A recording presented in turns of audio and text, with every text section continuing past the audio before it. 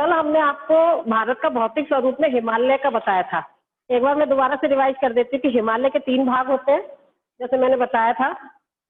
3 भाग है। सबसे ऊपर का आंतरिक होता है, अंदर का जो भाग है वो आंतरिक था, फिर दूसरा मध्य हिमालय था और तीसरा हमारा बाह्य हिमालय था। आंतरिक हिमालय हमेशा बर्फ से ढका रहता है, ये बताया था मैंने। ऊंची ऊंची पर्वत श्रेणियां इसी उसमें है आंतरिक हिमालय में। मध्य हिमालय में हमें कांगड़ा, कुल्लू, मनाली ये वाली आते हैं, और बाह्य हिमालय में हमारा देहरादून, कोटलीदून ये आते हैं, है ना। इनकी ऊंचाई थोड़ी कम है। अब हम आज जो हमारा टॉपिक है वो है हमारा उत्तरी मैदान। कौन सा टॉपिक है बच्चों? उत्तरी मैदान।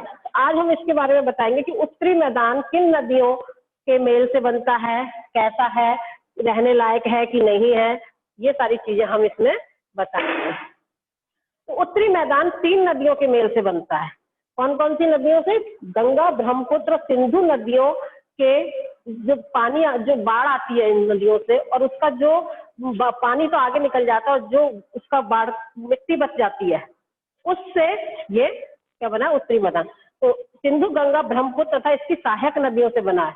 सिंधु, गंगा, ब्रह्मपुत्र इसकी सहायक नदियों से क्या बना है? उत्तरी मैदान बना है। उत्तरी मैदान क्योंकि जलोढ़ मृदा से बना होता है। जब ये बाढ़ का पानी आता है अपने संग मिट्टी भी बहाकर लाता है, पानी चला जाता है, मिट्टी वहीं रुक जाती है और निक्षेप हो जाता है। निक्षेप माने जमा होना, निक्षेप का मतलब जमा होना। और वो मृदा कौन सी होती है? जलोढ़ मृदा। जलोढ़ मृदा किसके लिए अच्छी होती है बच्चों? एक तो कृषि के लिए बहुत अच्छी होती है, बहुत सारी फसलें इसमें होती हैं। तो उत्तरी मैदान बहुत उपजाऊ मैदान कहलाता है क्योंकि जलोढ़ मृदा से बना होता है। कई बार आता है कि उत्तरी मैदान कृषि के लिए आदर्श क्यों है? उत्तरी मैदान क्वेश्चन 3 नंबर में आता है, उत्तरी मैदान कृषि के लिए आदर्श क्यों है? कृषि के लिए आप लोग लिख लीजिए, आदर्श क्यों माना जाता है? आदर्श क्यों माना जाता है?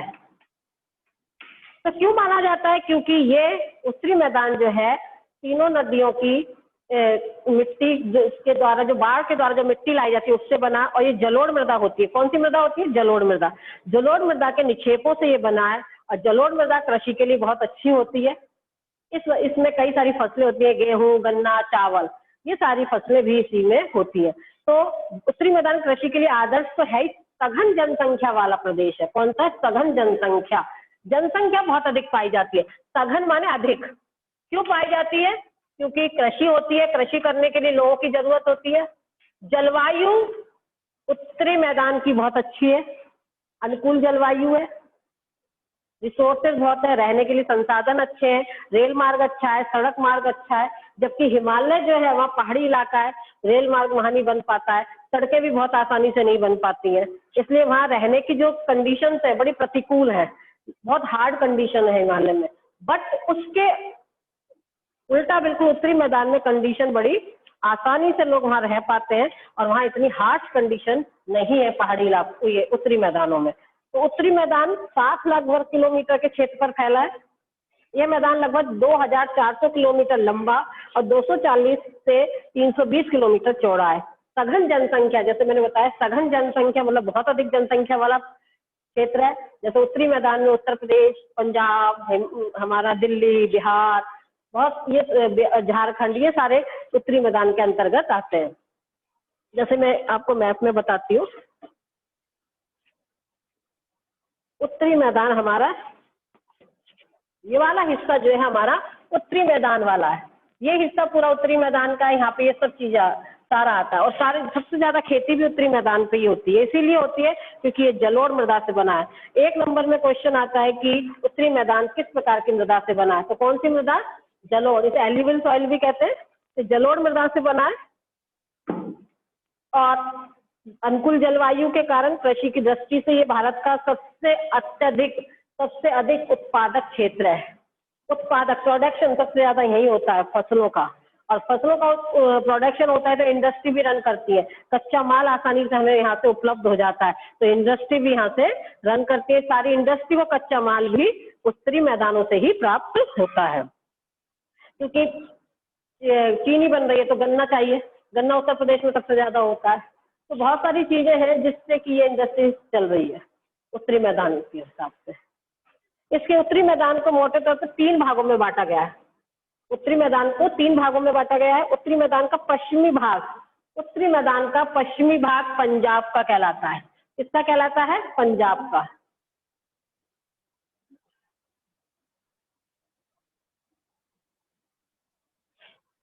उत्तरी मैदान का पश्चिमी भाग पंजाब का मैदान कहलाता है।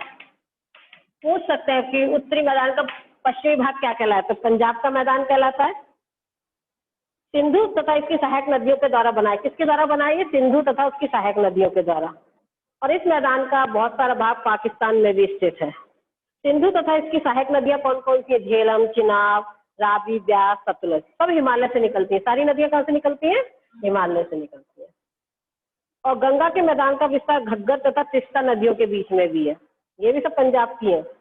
हरियाणा, दिल्ली, उत्तर प्रदेश, बिहार, झारखंड के कुछ भाग तथा पश्चिम बंगाल तक फैला है ये उत्तरी मैदान। ब्रह्मपुत्र का मैदान इसके पश्चिम भाग के असम में स्थित है। ब्रह्मपुत्र नदी से भी बना है ना उत्तरी मैदान, तो असम में स्थित है ये कुछ भाग इसका। उत्तरी मैदान में समतल ज्यादातर कैसा रहता है? फ्लैट रहता है, जब भी तो कृषि होती है। समतल मैदान होता है उत्तरी मैदान में, और इसलिए क्या होता है? यहाँ पे खेती होती है। समतल मैदान होने की वजह से पूछ लेते हैं कृषि क्यों होती है? क्योंकि यहाँ समतल मैदान है, इसलिए तो मैदान कह रहे हैं हम, फ्लैट कह रहे हैं। और उत्तरी मैदानों के चारों भागों में कई जो उस असम की तरफ चले जाते हैं, थोड़े ऊंचे नीचे पहाड़ आ जाते हैं। असम की तरफ है पहाड़ियां। नदी पर्वतों से उतरते समय, जब नदी पर्वतों से उतरती है तो भावर का निर्माण करती है। और ये भावर किसमें विलुप्त हो जाती है? नदियों में। ये ढाल होती है, नदी से जब ये उतरती है नदियां ऊपर से, तो एक भावर का निर्माण करती है, और बाद में ये नीचे जाके नदियों में ही विलुप्त हो जाती है, उसमें ही मिल जाती है। अच्छा, उत्तरी मैदान जो है में 2 तरह की मृदा पाई। जलोढ़ मृदा 2 तरह की है उत्तरी मैदान में, बांगर और खादर। कौन सी है? बांगर और खादर। ये मैंने पहले भी बताया था। बांगर आपके 9th में भी और 10th में भी है, बांगर और खादर।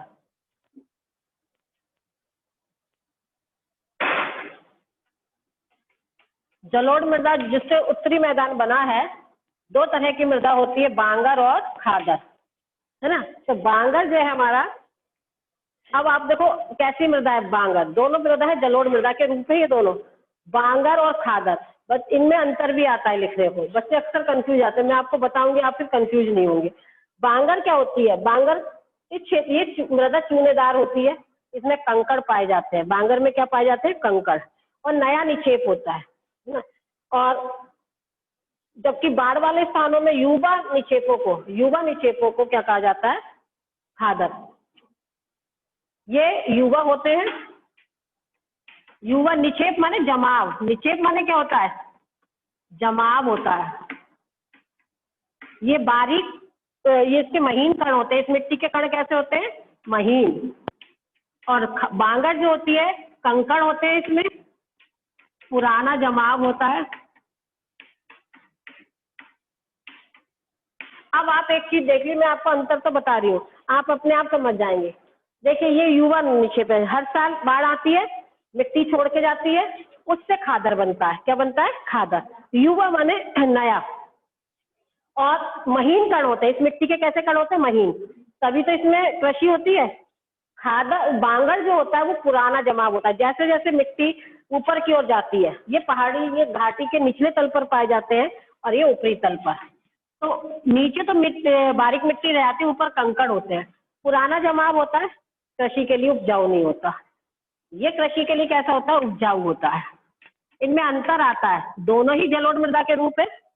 एक नया जमाव होता है और एक पुराना जमाव होता है। एक जो है महीन कणों से बना होता है, और एक में कंकड़ या चूनेदार निक्षेप होते हैं। खादर कृषि के लिए उपजाऊ होता है, जबकि वो कृषि के लिए उपजाऊ नहीं होता। अब 3 नंबर में आए, आपने 3 पॉइंट लिख दिए। लेकिन कई बार, अभी कुछ दिन पहले भी, पिछले साल भी आया था, बच्चे क्या करते हैं, लिखते तो सही है बट खादर में बांगर कर जाते हैं, बांगर में खादर कर जाते हैं। तो मैं आपको एक टिप्स बताती हूँ। खादर किससे बना है? खा से। खा से क्या चीज होती है? खा से हम सोचो खरीदना, खरीद के हम क्या चीज लाते? नई। पुरानी चीज तो कोई नहीं खरीदता, नई चीज लाते हैं। तो खादर क्या है? नया, नया जमाव है मिट्टी का। कैसा है? नया। बांगर, बा से समझ लो बेकार, बा से समझ लो बेकार। बेकार चीज कैसी होती है? पुरानी होती है कि नहीं? पुराना जमाव हुआ, तो बांगर कैसा जमाव हुआ? पुराना। बेकार होता है, अच्छा नहीं होता, कंकड़ है इसमें, कृषि के लिए उपजाऊ भी नहीं है। आया समझ में? खादर नया, मतलब खा से ये सोचा हम कुछ चीज खरीद के लाएंगे तो नई लाते हैं, है ना। खादर नया जमा, बांगर पुराना जमा। जब नई चीज अच्छी होती है तो नेचुरली ये मिट्टी कैसी होगी? अच्छी। पुरानी चीज हमेशा कैसी होती है? बेकार होती है, तो ये मिट्टी बेकार होती है, इसलिए कृषि इसमें होती है, इसमें कृषि नहीं होती। अब कोई आपको कोई डाउट है बांगर और खादर में? खादर नया जमाव, बांगर पुराना। क्योंकि हम जो खादर से समझ गए, ख से समझो क्या क्या चीज होती है। ख से खरीदना होता है, खरीद के हम हमेशा नई चीज लाते हैं, तो खादर नया जमा, बांगर बेकार। समझ में आ गई ये दोनों चीजें? इनसे समझना, ख से और ब से। आ गया? ये 3 नंबर में आ जाता है क्वेश्चन। कई बार 1 नंबर में क्वेश्चन आता है, जलोढ़ मृदा के जो 2 से बनी हुई होती है उनके रूप बताइए, तो बांगर और खादर। कई बार आता है कौन सी मृदा में महीन कण पाए जाते हैं, तो कौन सी लिखेंगे हम? खादर। किस मृदा का जो गठन है वो चूनेदार या कंकड़ से होता है, तो वो, अब तो नहीं भूलोगे आप लोग? ठीक है, अब नेक्स्ट टॉपिक। कोई भी डाउट हो तो आप बता देना। नेक्स्ट है वो हमारा, इसमें प्रायद्वीपीय पठार। प्रायद्वीपीय पठार हमारा ये जो महाराष्ट्र है, ये सारा हिस्सा जो है ना हमारा प्रायद्वीपीय पठार कहलाता है। क्या कहलाता है? प्रायद्वीपीय पठार। प्रायद्वीपीय पठार एक मेज की आकृति का होता है। कैसा होता है? मेज की आकृति का। जो किससे बना है? कौन कौन सी रॉक से बना है? चट्टानों से तो बने सब चीजें। ये बना है आग्नेय तथा रूपांतरित, मतलब मेटामॉर्फिक और सेडिमेंट्री। मेटामॉर्फिक रॉक्स और सेडिमेंट्री रॉक से हमारा प्रायद्वीपीय पठार, ये जिसमें हमारा महाराष्ट्र आ जाता है, महाराष्ट्र आता है, आंध्र प्रदेश, हमारा कर्नाटक, ये सारी चीजें आते हैं इसमें, है ना। तो प्रायद्वीपीय पठार हमारा सेडिमेंट्री रॉक्स और मेटामॉर्फिक रॉक्स से बना है, मतलब अपसादी चट्टानों से और आग्नेय चट्टानों से ये बना हुआ है। और गोंडवाना भूमि, गोंडवाना भूमि कल मैंने बताई थी सबसे प्राचीन भूभाग है कि टूटने एवं अफवाह के कारण बना। अफवाह, अफवाह माने बहना। जब वो टूटी, गोंडवाना लैंड टूटी तो उससे मिट्टी वगैरह बही और उससे ये प्रायद्वीपीय पठार, उसकी चट्टानें टूटी तो उससे बना। तो कई सबसे प्राचीनतम भाग है प्रायद्वीपीय पठार। पूछ लेते हैं भारत का सबसे प्राचीनतम हिस्सा कौन सा है? प्रायद्वीपीय पठार का। क्योंकि ये किससे बना है? गोंडवाना लैंड के टूटने से, जब वो बहा, वहां की चट्टानें बही, उससे ये वाला पठार बना, प्रायद्वीपीय पठार बना। इसके कुछ हिस्से हैं, यही कारण है कि ये प्राचीनतम भूभाग का हिस्सा है। तो क्वेश्चन 1 नंबर में आता, लिख लो कि भारत का गोंडवाना लैंड का सबसे प्राचीनतम हिस्सा कौन सा है? गोंडवाना लैंड का सबसे प्राचीनतम हिस्सा कौन सा है? तो वो है हमारा प्रायद्वीपीय पठार। 1 नंबर में क्वेश्चन जरूर आता है। गोंडवाना लैंड का सबसे प्राचीनतम भाग कौन सा है? तो वो है हमारा प्रायद्वीपीय पठार। फिर मैं लिख देती हूँ बोर्ड पर क्वेश्चन, गोंडवाना लैंड का सबसे प्राचीनतम भाग कौन सा है? गोंडवाना लैंड का, क्योंकि गोंडवाना लैंड से ही बना है ना, इसलिए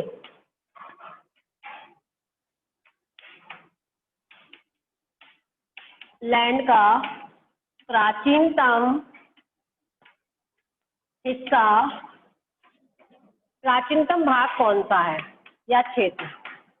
तो प्रायद्वीपीय पठार लिखोगे आप, आंसर में लिखोगे प्रायद्वीपीय पठार।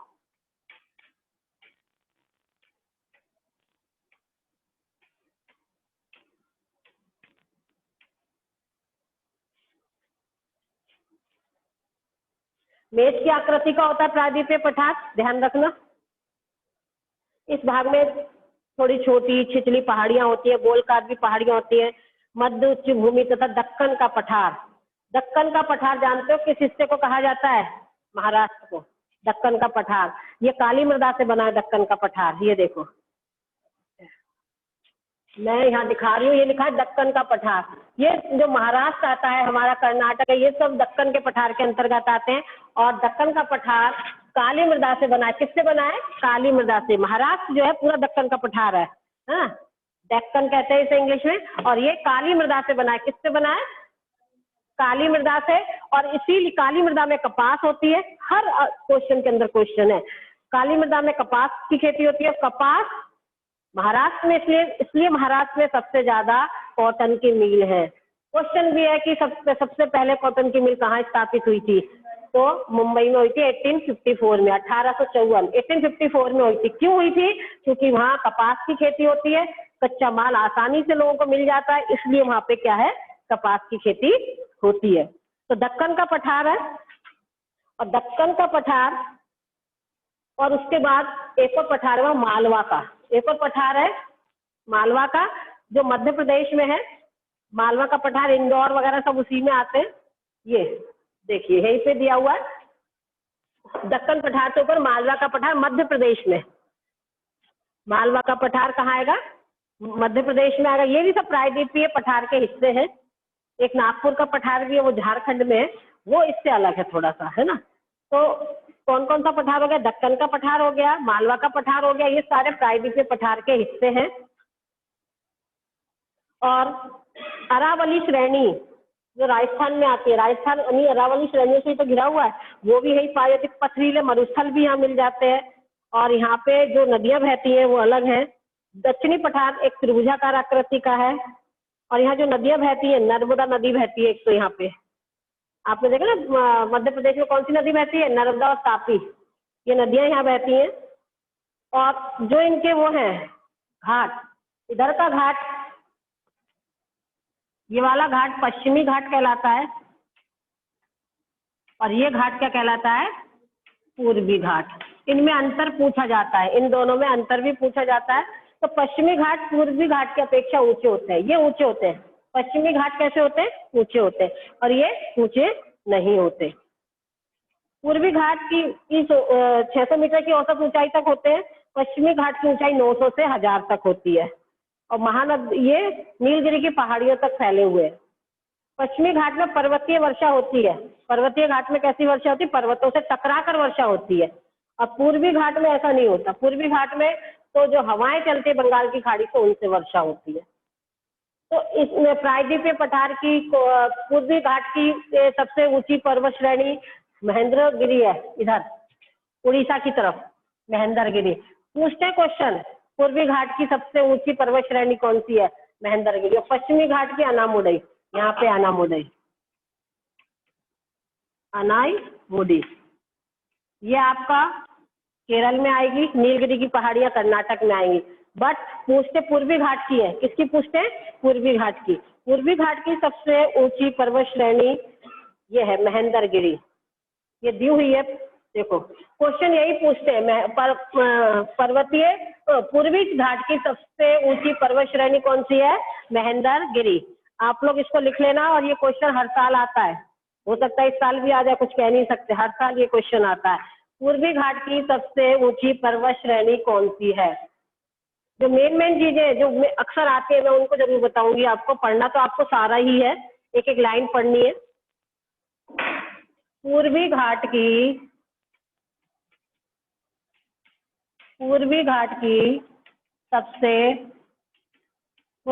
का सबसे ऊंचा पर्वत कौन सा है? ऊंचा पर्वत या माउंटेन कौन सा है? कौन सा है? तो आप लिखेंगे उड़ीसा में। ये भी लिख दो, भरने को भी आ जाता है ना कभी कभी। महेंद्रगिरी, उड़ीसा में महेंद्रगिरी, उड़ीसा में महेंद्रगिरी। ये पर्वतीय पठार है, जहाँ पे मालवा का पठार भी है, दक्कन का पठार भी है, ये सारे हैं। और उसके बाद आपको ये लिखना है पश्चिमी घाट की कौन कौन सी हैं पहाड़ियाँ। पश्चिमी घाट की पहाड़ियाँ आपकी हैं अनामुड़ई और नीलगिरी की पहाड़ियाँ। और पूर्वी घाट की महेंद्रगिरी जो सबसे ज्यादा पूछी जाती है। लेकिन आपको नीलगिरी अनामुड़ई भी करना हो सकता है इस बार पश्चिमी घाट की पूछ ले। पश्चिमी घाट की केरल में अनामुडई है और कर्नाटक में आपकी क्या है, नीलगिरी की पहाड़ियां। तो ये उत्तरी, ये प्रायद्वीपीय पठार के क्या है, पर्वत है, तो इन्हें आपको याद करना है। और प्रायद्वीप पठार की एक विशेषता ये भी है कि काली मृदा पाई जाती है। कौन सी मृदा पाई जाती है, काली। मैंने बताया ना दक्कन का जो पठार है किससे बना है, काली से। और काली मृदा में कपास होती है, कपास की वजह से वहां पे सबसे ज्यादा जूट कॉटन की मिल है। और ये काली मृदा क्यों पाई जाती है वहां पे, क्योंकि इसकी उत्पत्ति आग्नेय और रूपांतरित शैलों से तो हुई है, इनसे तो रोक तो हुई है, लेकिन ज्वालामुखी के फटने से भी क्या है, इसकी प्रायद्वीपीय पठार बना है। और ज्वालामुखी के फटने से वहां पे मृदा कैसी है, काली मृदा है। काली मृदा का निर्माण किससे हुआ है, ज्वालामुखी से, है ना। अरावली पहाड़ियां प्रायद्वीपीय पठार के पश्चिमी उत्तरी पश्चिमी किनारों में स्थित है। अरावली की पहाड़ियां यहाँ पे जो हमारा इधर है राजस्थान, राजस्थान जो है अरावली पहाड़ियों से ही तो बना हुआ है, किससे घिरा हुआ है। तो यहाँ पे हमारे, आप देखो उसमें अरावली पहाड़ियां हैं। राजस्थान में पूछ लेते हैं अरावली की पहाड़ियां कहाँ पर स्थित है, या अरावली श्रेणियां कहाँ पर स्थित है, तो आप वहाँ राजस्थान में भरेंगे उसे। तो अरावली की पहाड़ियां प्रायद्वीपीय पठार के पश्चिमी एवं उत्तरी पश्चिमी किनारे पर स्थित है। ये बहुत अधिक अप्रदित एवं खंडित पहाड़ियां हैं, मतलब हमेशा अप्रदन होता रहता है इनमें। गुजरात से लेकर दक्षिण पश्चिम उत्तर पूर्व दिशा में ये अरावली पहाड़ियां फैली हुई है। तो समझ में आया, अरावली पहाड़ी, राजस्थान में कौन सी पहाड़ियां हैं, अरावली। मैं एक बार आपको पूरा ये समझाती हूँ दोबारा से प्रायद्वीपीय पठार का। प्रायद्वीपीय पठार गोंडवाना लैंड का सबसे प्राचीनतम भाग है। और दूसरा, ये आग्नेय और रूपांतरित शैलों से बना है, रोक से बना हुआ है। ये काली मृदा भी यहाँ पाई जाती है क्योंकि ज्वालामुखी के फटने से भी इसका निर्माण हुआ है। और इसमें दो घाट है, पश्चिमी घाट और पूर्वी घाट। पूर्वी घाट की सबसे ऊंची पर्वत श्रेणी महेंद्रगिरी है। पश्चिमी घाट की की दो ऊंची पहाड़ियां अनामुडई और नीलगिरी की पहाड़ियां हैं। तो आपको ये सारी चीजें करनी है। दक्कन का पठार यहाँ आता है जो महाराष्ट्र में है, वहाँ काली मृदा पाई जाती है, कपास की खेती थी। मालवा का पठार मध्य प्रदेश में है। अरावली श्रेणी आपकी मरुस्थल में रेगिस्तान में है। जो हमारा राजस्थान है पूरा अरावली पहाड़ियों से घिरा हुआ है। तो ये सारा आपको इसमें पढ़ना था प्रायद्वीपीय पठार में। यदि प्रायद्वीपीय पठार पे कई बार शॉर्ट नोट आता है तो ये आपको सारी चीजें लिखनी होंगी। मैं लिखवा भी बताया हुआ भी है, बुक में सारा दिया हुआ है ना। अब नेक्स्ट है हमारा भारतीय मरुस्थल। क्या है नेक्स्ट, भारतीय मरुस्थल।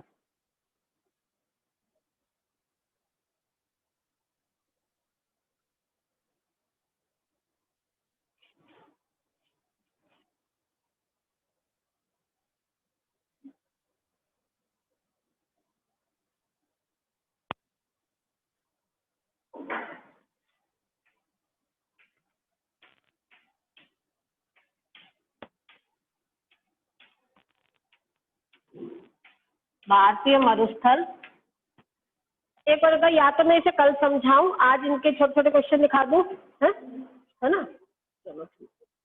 तो भारतीय मरुस्थल तो मैं कल समझा दूंगी, और जो कल तक मैंने अब तक पढ़ाया उसके लिख लो आप क्वेश्चन आप लोग।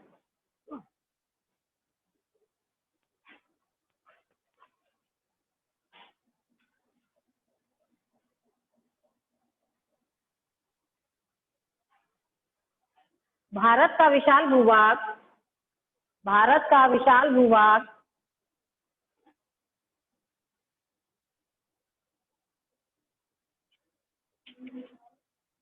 भूभाग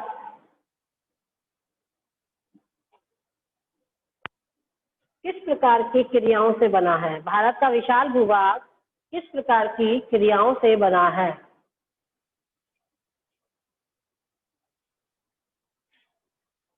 बल्कि उसके आगे भूगर्भीय क्रियाएं लिख लो। भूगर्भीय प्रक्रियाओं से बना है। भूगर्भीय मैं लिख के बताती हूँ, भूगर्भीय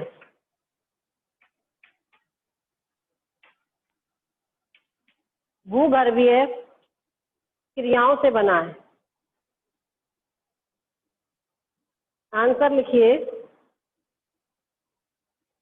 पेज नंबर 7 निकालो बुक का, यदि सबने खोल रखी हो तो। पेज नंबर 7 की लास्ट लाइन, अपक्षय, अप्रदन तथा निक्षेपण तथा वर्तमान उच्चावच के द्वारा निर्माण हुआ है। अपक्षय, अप्रदन, 7th लाइन, 7th पेज पर लास्ट की 2 लाइनें, अपक्षय, अप्रदन तथा निक्षेपण के द्वारा वर्तमान उच्चावाचों का निर्माण तथा संशोधन हुआ है। वर्तमान, ये पूरा लाइन लिख लीजिए। वर्तमान उच्चावाचों का निर्माण तथा संशोधन हुआ है।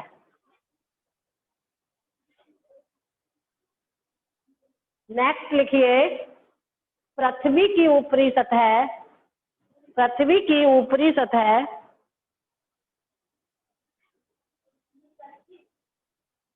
ऊपरी प्रॉपर्टी लिख लो या सतह लिख लो, किस प्रकार, कितनी प्लेटों से बनी है, कितनी प्लेटों से बनी है। पृथ्वी की ऊपरी सतह कितनी प्लेटों से बनी है। पेज नंबर 7 के राइट साइड में देखिए, ऊपर ऊपर की फोर्थ, ऊपर जो पैरा है उसकी लास्ट लाइन, पृथ्वी की ऊपरी प्रॉपर्टी 7 बड़ी एवं कुछ छोटी प्लेटों से बनी है। राइट साइड में देखो, राइट साइड।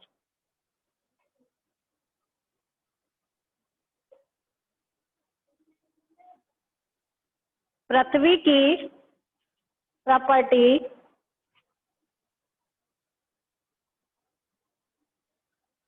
मिल गया, 7 बड़ी एवं कुछ छोटी प्लेटों से बनी है। मिल गया सबको।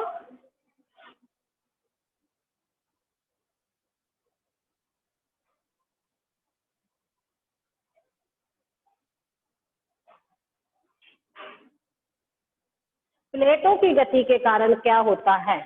प्लेटों की गति के कारण, प्लेटों की गति के कारण क्या होता है। प्लेटों की गति के कारण क्या होता है।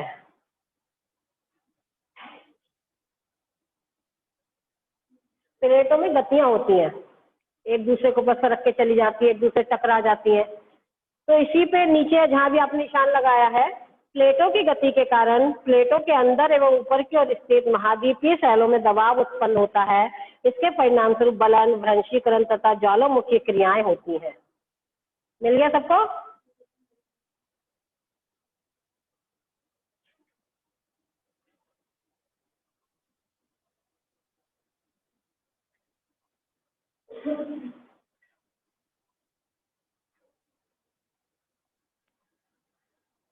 सबसे प्राचीन भूभाग, ब्रैकेट में प्रायद्वीपीय पठार लिख लेना, प्रायद्वीपीय। सबसे प्राचीन भूभाग,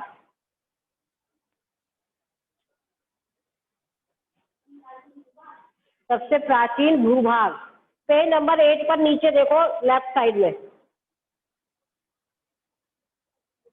लेफ्ट साइड में देखो आपका, उस साइड में सबसे प्राचीन भूभाग, हाँ क्या आप जानते हैं लिखा है, क्या आप जानते हैं लिखा है ना।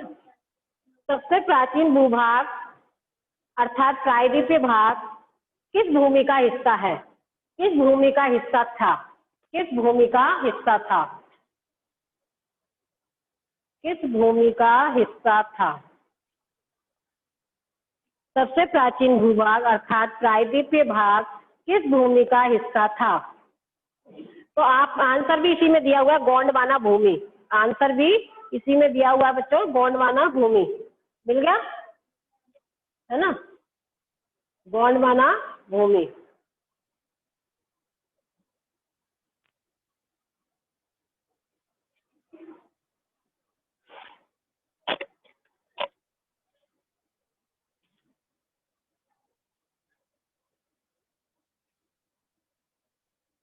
गोंडवाना भूमि से कौन कौन से हिस्से अलग हो गए। गोंडवाना भूमि से कौन कौन से हिस्से अलग हो गए। गोंडवाना भूमि से कौन कौन से हिस्से अलग हो गए।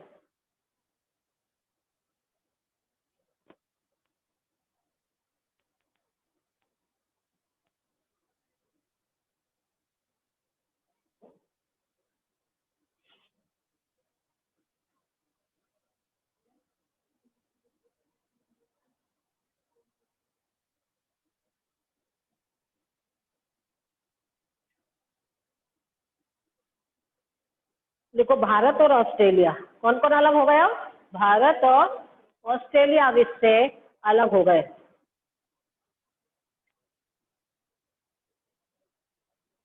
भारत और ऑस्ट्रेलिया इससे अलग हो गए।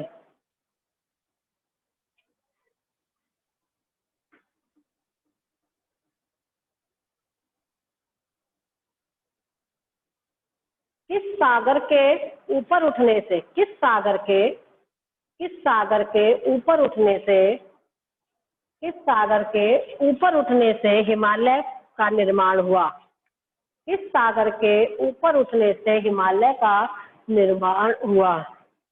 किस सागर के ऊपर उठने से हिमालय का निर्माण हुआ? तो आप लिखेंगे तैथिस सागर, इसमें दिया हुआ है बेटा, गलत मत लिखना। तैथिस लिखा है, तैथिस सागर के ऊपर उठने से हिमालय का निर्माण हुआ। तैथिस लिखा हुआ है तो गलत मत लिखना। देखो ये लिखा है, तैथिस सागर के ऊपर उठने से हिमालय का निर्माण हुआ।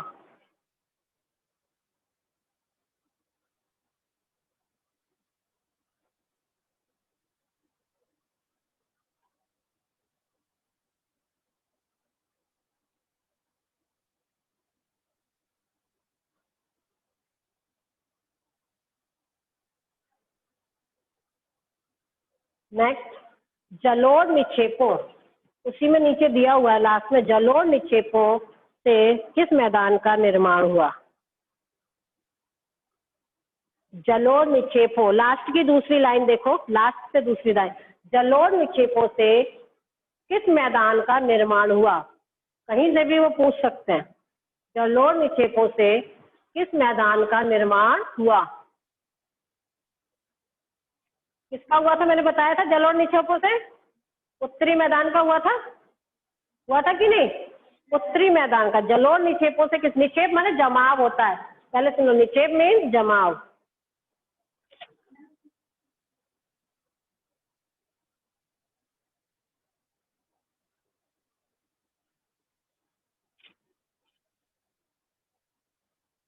लिखो